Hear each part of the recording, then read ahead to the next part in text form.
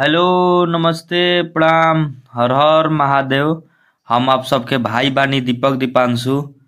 तो आप सभी का स्वागत बाटे हमारे यूट्यूब चैनल दीपक दीपांशु में। तो वो लोग कैसन बानी, हमरा आशा न पूर्ण विश्वास बा कि आप लोग एकदम ठीक हो हम और एकदम ठीक रही, मस्त रही, एकदम स्वस्थ रही जा और आप लोग खूब मेहनत करी जा और आगे बढ़ी। आज हम लोग सब खातिर लेकर के आइल बानी बहुत ही एकदम प्यारा शब्द बा, प्यारा सा सॉन्ग बाटे, प्यारा प्यारा लाइन बा ये गाना के। जवना गाना के तर्ज बाटे, हमारा जिला के तापमान हाई बा, टुनटुन जादव टुनटुन भैया के धुन पर ही गाना लिखले बानी। लगन स्पेशल ऑर्केस्ट्रा सॉन्ग 2024 एकदम मस्त, एकदम सच में हिट मैटर बाटे, हिट गाना बा। हमारा आशा ना पूर्ण विश्वास बा कि रउआ सबके मैटर बेहद पसंद आई। ड्यूएट सॉन्ग बाटे, लड़का लड़की दोनों बा।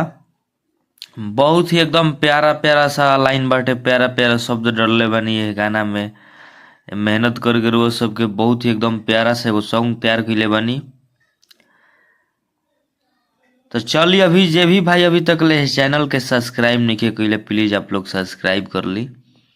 सब्सक्राइब करके बेल आइकन प्रेस कर ली ताकि जो भी वीडियो लेकर के नोटिफिकेशन आप सबके पास पहुंचे, ताकि आप सब उस वीडियो को देख सकी जाए। अब वीडियो अच्छा लगे तो आप लोग अपन एक एक प्यारा सा लाइक, प्यारा सा कमेंट आप लोग जरूर करके बतलाई जाए कि हाँ मैटर कैसा लगल बा। काहे कि रोज सबके कमेंट पढ़ के हमनी के मनोबल बढ़ेला।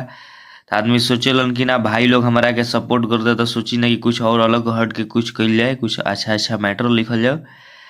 काहे कि रोज सबके सपोर्ट के बिना हर कलाकार की जिंदगी अधूरा रहेला। तो प्लीज रोज सबसे आग्रह बा, विनती बा कि अपने भाई के भी सपोर्ट करी जाए, जिसे रोज सब हर कलाकार के सपोर्ट कईनी।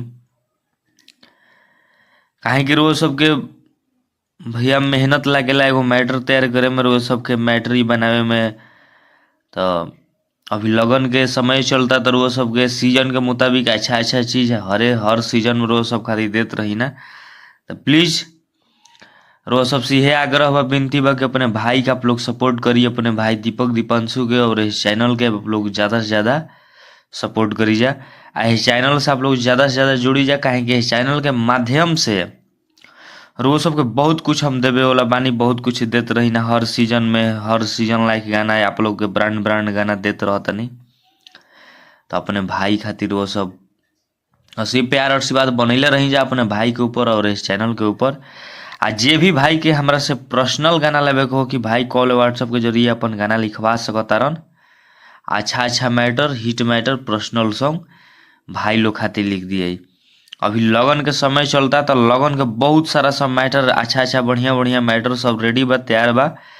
तो जे भी भाई के हमरा से पर्सनल सॉन्ग लेवे के होके, भाई अपन गाना लिखवा सकता है। लगन स्पेशल एकदम ऑर्केस्ट्रा सॉन्ग हमरा। तो चली, तो रोज सबके प्लीज जहाँ भी हमारा कुछ बहे कहे बोले गावे में दिक्कत हुई, तो अपन छोट भाई मान के अपने भाई के माफ करते जब भैया। और वह सब अपन प्यार और आशीर्वाद अपने भाई दीपक दीपांशु पर और इस चैनल पर ऐसे ही बनैले रही जा, अपन प्यार और आशीर्वाद बरकरार रखी जा। आ कमेंट करके जरूर बतलावे के भी यार वो सबके कि हाँ मैटर कैसन लागल।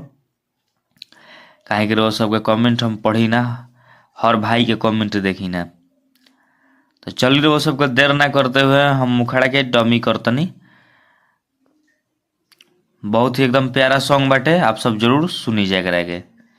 लड़का के लाइन बाटे, लड़का के लाइन बा। लड़का कहता, अरे कि लगन में छुट्टी लेके आवता निगाह में, आ तोहरे थिएटर में मन बहलावे। दू बार बा। आ लगन में छुट्टी लेके आवता निगाह में, आ तोहरे थिएटर में मन बहलावे।